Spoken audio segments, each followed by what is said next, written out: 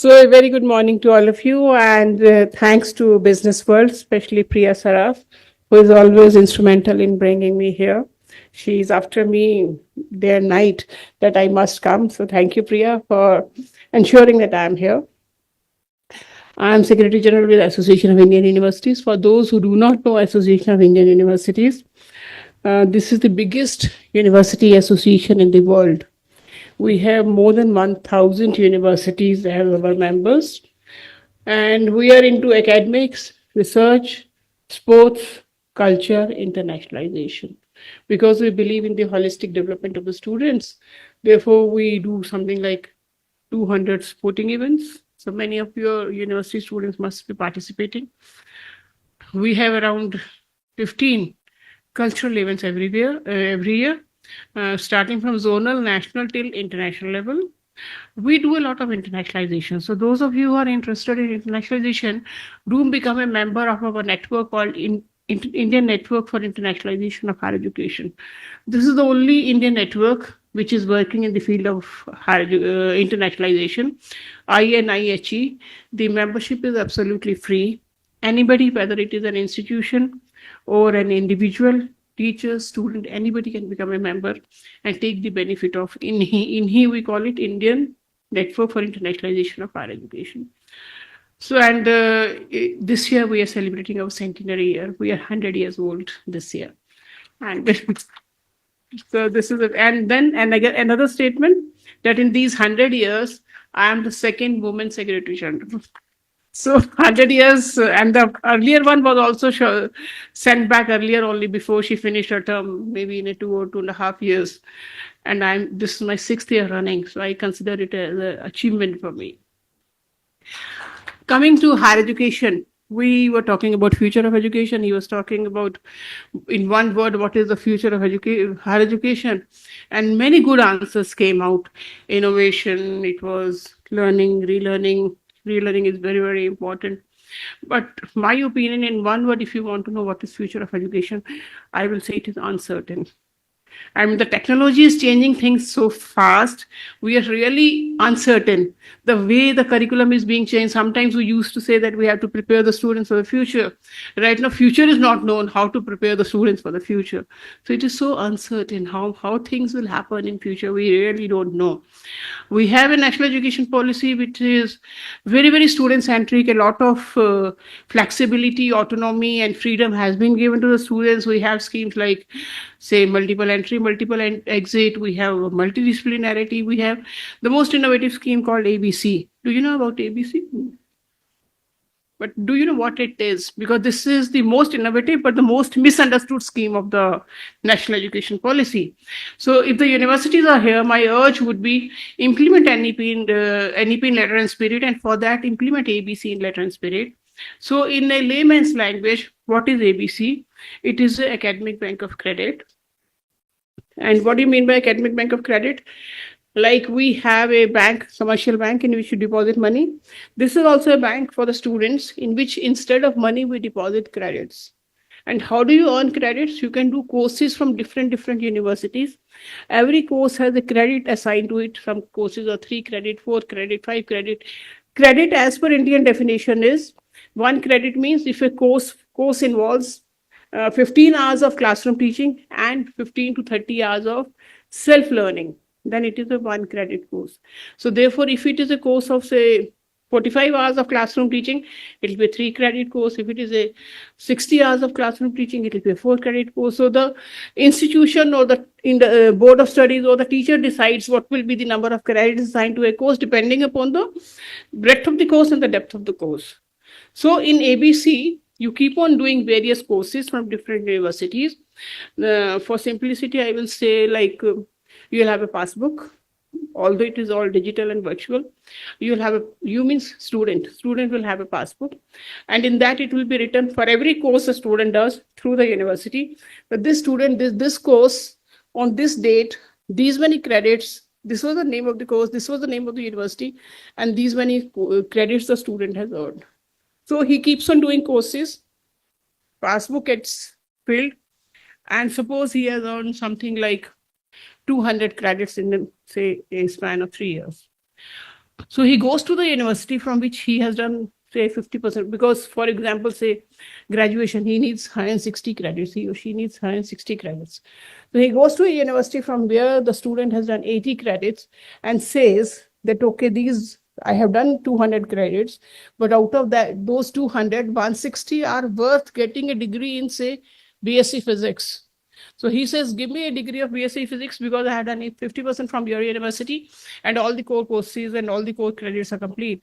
So that university, because it is a member of ABC, will be obliged to give a degree to the student. So you can stitch your own degree or design your own degree through ABC. But for this to happen, what the universities have to do is to give admission in courses. That is the biggest hassle or bottleneck for the ABC for towards this implementation, because universities are giving admission in the full programs. Full program is BA, BSc, MSc, MCOM, full program, they are giving the admission. But if you talk of the papers within a program, for example, if a bachelor's degree have 16 or 20 papers, so paper-wise admission is not given. Paper is a course. So course-wise admission is not there.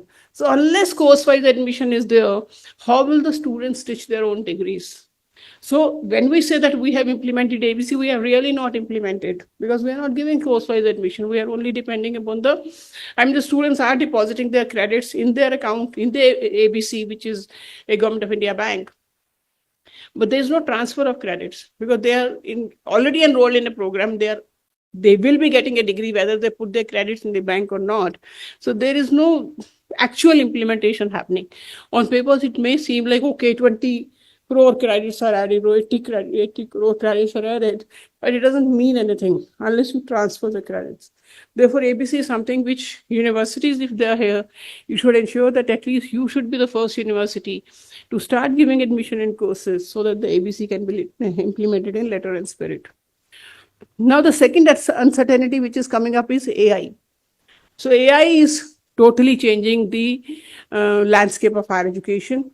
And we always say that because of AI, our students are sort of cheating in the exams. Assignments we give, all the students are doing assignments through AI. ChatGPT use karte hain, and then they come out with the assignments. How do we mark the assignments? But it is for our students as well as teachers to learn how to use AI to their advantage, to their learning. For example, we did an AI masterclass for vice chancellors recently in AIU. Because unless the vice chancellors know the AI, unless they know what is the potential of AI, unless they know how AI can be used in a more productive manner, they cannot transmit it down to the students or the teachers. So in the masterclass of AI, how it can be used, I'll tell you 3, 4, 5 examples. For example, many teachers blame that most of their time is spent in administrative work. They don't have time for teaching and research. They have to do management work, attendance work, marking work, this work, that work. So most of the time goes in the administration work. So that administration aspect can be taken care of by the AI. So AI can help you in the attendance management, student management. In many ways, AI can help. Similarly, in a class, there are say 100 students. So 100 students, teacher is teaching at a uniform level. At one level, normally the teacher takes the average student level and they start teaching. But in the class, there are every type of students are there. Some are very fast learners, some are very, very slow learners, some are average learners. Can a teacher teach every student at his or her level? Means personalized learning. Is it possible? In regular scenario, it is not possible. But through AI, it is possible. How? So what AI will do is, suppose first lesson is common to every student. If you're using AI modules for teaching the students, so first lesson is common in Coursera, edX, many are using it already. And then after that, there's a quiz to the students, and the student answers that quiz. Based on the answers given by the student, the AI system understands what is the level of the student. So the next lesson which goes to a student is different for every student, not same for every student. And the pace with which the student learns, the next and next and next lesson keeps on coming. So it is a personalized learning. AI can help the teacher in personalized learning. Then sometimes there's a difficulty with assignments. If students are it is alleged that they are doing cheating and the assignments are not submitted properly. So we had in this AI masterclass, there was a teacher. He said, I told my students the assignment was use AI and do this assignment. But if I come to know that you have used AI, it will be a 0 mark. You can use AI, there's no problem. I should not come to know. So the students do the assignments through AI. They try to change the phrases, paraphrasing, and all those things. So the student teacher doesn't know, because if he comes to know, then it is 0 marks. And if he doesn't come to know, it is 100 marks. So it is a game between 0 to 100. So the first student comes, he says, in a beautiful English, he says, the teacher says, I know your English. You cannot write this beautiful English. So you have used AI, 0 marks, go away. So the second student comes, he says, I know you cannot even write one simple equation, and here such complicated equations are written. So you have used AI, 0 marks. So he keeps on sending students, and maybe 1 or 2 he gives 100 marks also. But in the next class, when he talks to the students about that particular subject for which the assignment was given, the learning was much better. Why? Because using the AI and trying to adjust it in such a manner so that the teacher doesn't know that the student has used the AI, they had learned in the process. So learning also happened.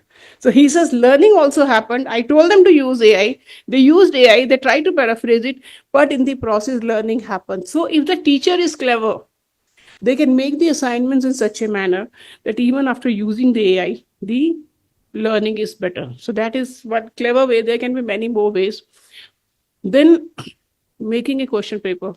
Making question paper is always a challenge for the teachers, especially if the question paper is to be done in a MCQ mode or multiple choice questions.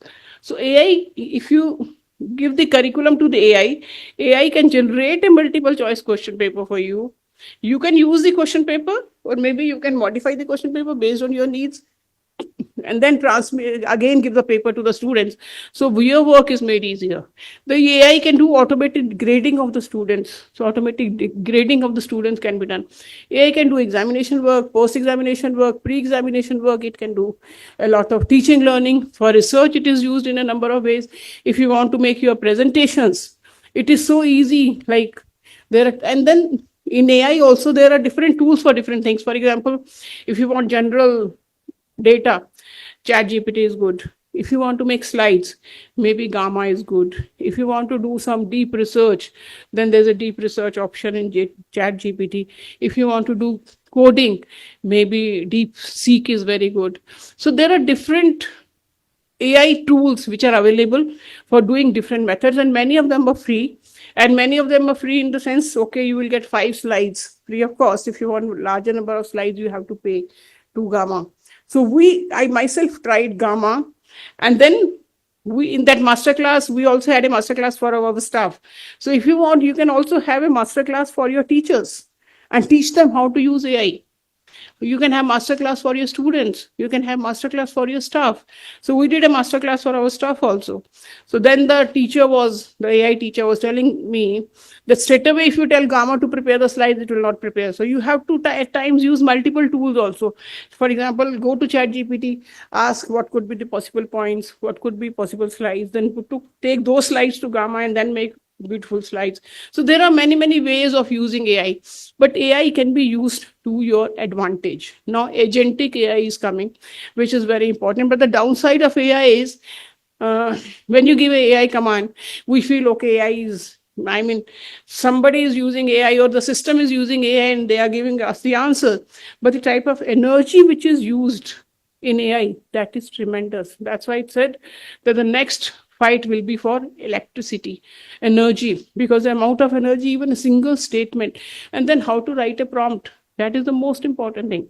How to write a prompt for getting the desired answer. It has to be very clear. For example, suppose you give a prompt saying that, okay, I want some water. So the AI doesn't know you want water for washing, for drinking, for bathing.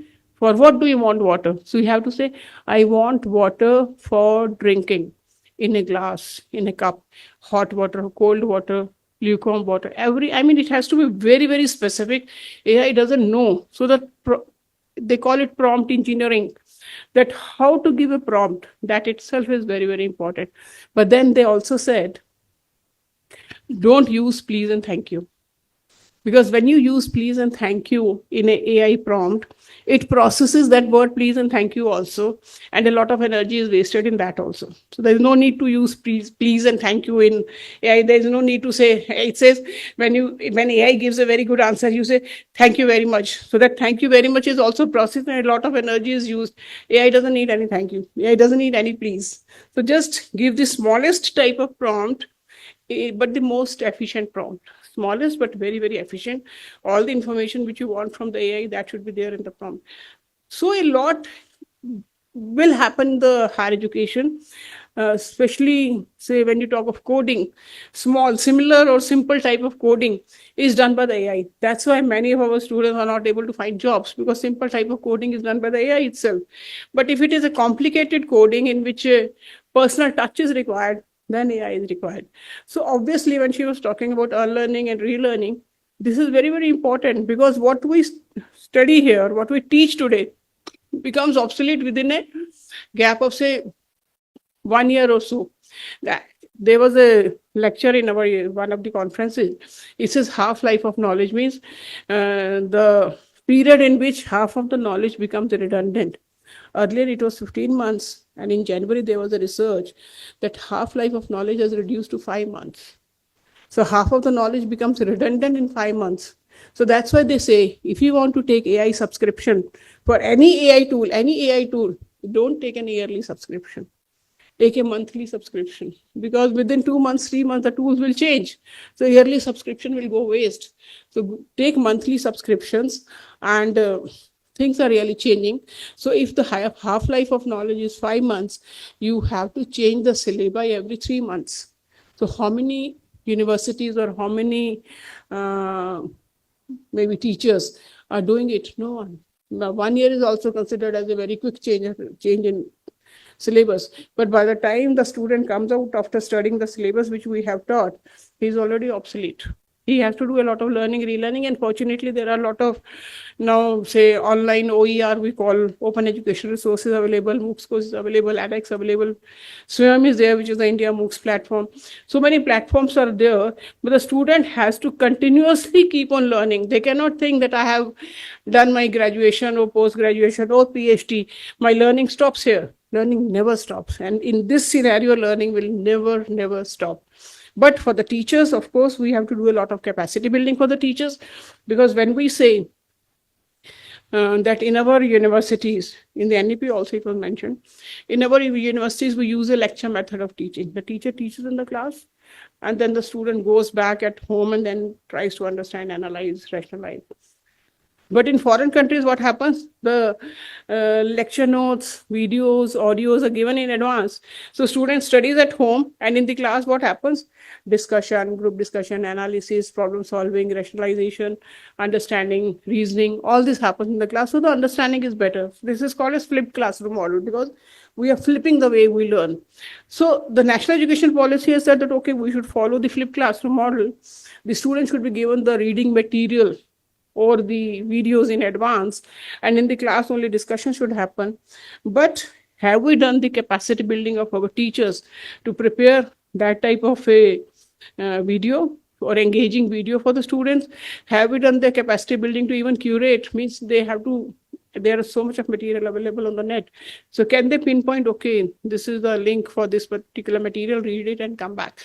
Our teachers are not doing it, but who will teach them to do it? We have to do it. The university leaders have to take a call, whether it is the use of AI, whether it is the use of flipped classroom model, whether it is the capacity building of the teachers. Because I know that when my parent office is University Grants Commission. 30 years I have worked in UGC, and we were the ones who introduced SWAYAM.